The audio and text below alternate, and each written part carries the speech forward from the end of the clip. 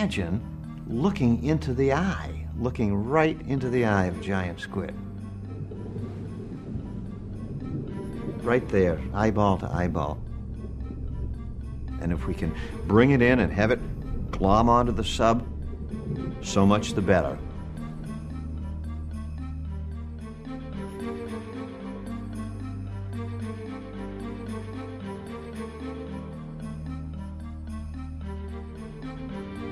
People have used the word obsession about my search for the giant squid.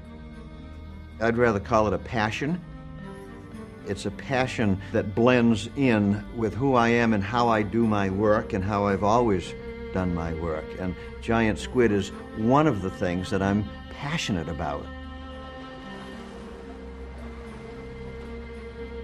They are the largest invertebrate ever to have lived on the face of the earth.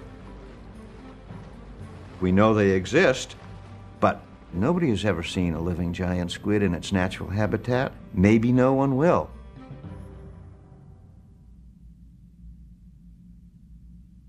I was brought up in Rye, New Hampshire, and we lived close to the beach.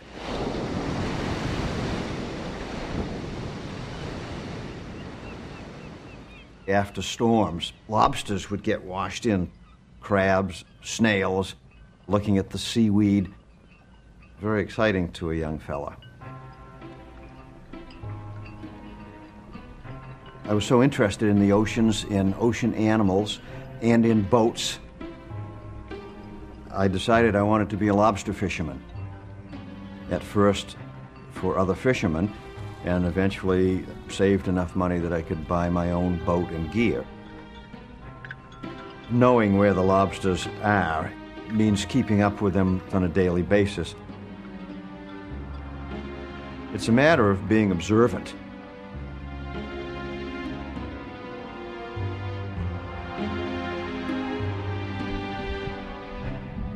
I started studying squids my first year in graduate school.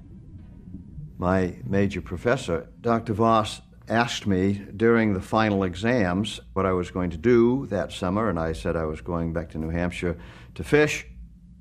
Had a funny look on his face, and he said, "You know, I have a grant from the National Science Foundation to do some work on deep-sea squids. Thought you might be interested." Within a month, I discovered a new species of squid. Once the squids hooked me, that was it.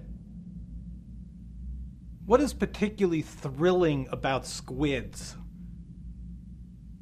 Yeah, I guess a lot of people would think, you know, who could love a squid?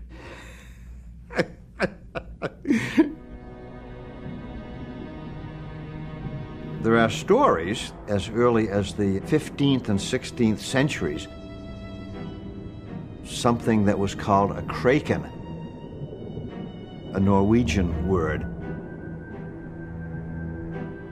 This squid of colossal size, inky black and icy cold, that would sink ships, would devour sailors and fishermen. Those stories ultimately are based on some kind of fact.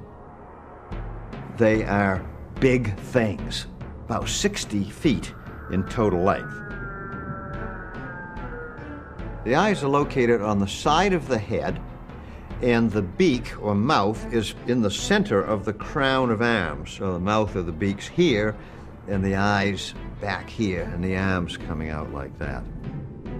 So I think it's appropriate to call them monsters, even though for many years I resisted accepting that term. One morning in 1980, I was sitting at my microscope doing whatever I was doing at the time, working on some specimens. The telephone rang. "Clyde, we've got a squid." "Fine, what kind of a squid?" "Well," he said, "it's Architeuthis, which is the generic name for giant squid."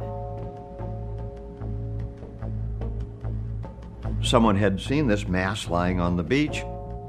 By the time Ken hung up the phone, I was on my way to the airport. The skin was braided off, but even so, it was quite thrilling to see this animal literally in the flesh. looking through the suckers, the eyes and the mouth, different parts of the anatomy. Gorgeous. He said, "Do you want the specimen?" Do I want the specimen? Yes. So we came up with a truck, driving down from Boston to Washington with the body, with a 10-foot body in your truck, hoping that the police don't sort of look at you and say, "What are you carrying in that big coffin?"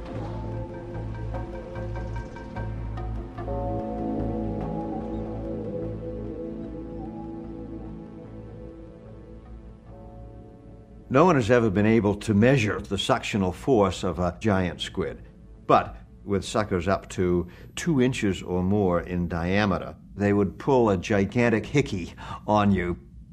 Multiply that times hundreds of suckers bearing on the surface. How many suckers would there be total? On a giant squid, each arm of a fully adult squid has well over 100 suckers. So 100 times 8, that's 800, let's just say possibly 1,000. Now the tentacles, the true feeding tentacles, the ones that get very long, capture the prey, instead of being in 2 rows only, they're in 4 and then in multiple rows beyond that. There would be several hundred of varying sizes from relatively small to a couple of inches. If every single sucker came to bear, there would be perhaps 1,500 or 2,000 suckers sucking away on that surface. I wouldn't want to be subjected to that.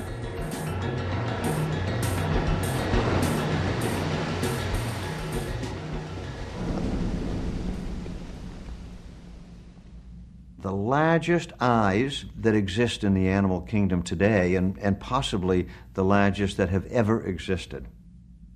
The eyeball is as big as a human head. They can see so well. Magnificent organs. They translate the intensity of light coming down from the surface into the mid-depths and enables them to turn on their light organs and make the animal disappear. If you can imagine looking at an animal against downwelling light, the body will form a silhouette. That's lunch. But if the squid has the ability to turn on lights that match this subdued sunlight, both in intensity and color, it disappears. And I look, and the squid is gone. Incredible adaptations for survival in the deep sea. The beak has to be an incredibly powerful weapon. Very much like a parrot's beak, very sharply pointed, only a small percentage exposed to the water. There's a huge muscular ball that encases the beaks, and on a giant squid, the beaks might be as big as my hands, and the muscular ball would be this big, or even bigger than that. The job of the beak is to take bites very quickly, no chewing, just get that bite and swallow it. Their esophagus goes right through the center of the brain.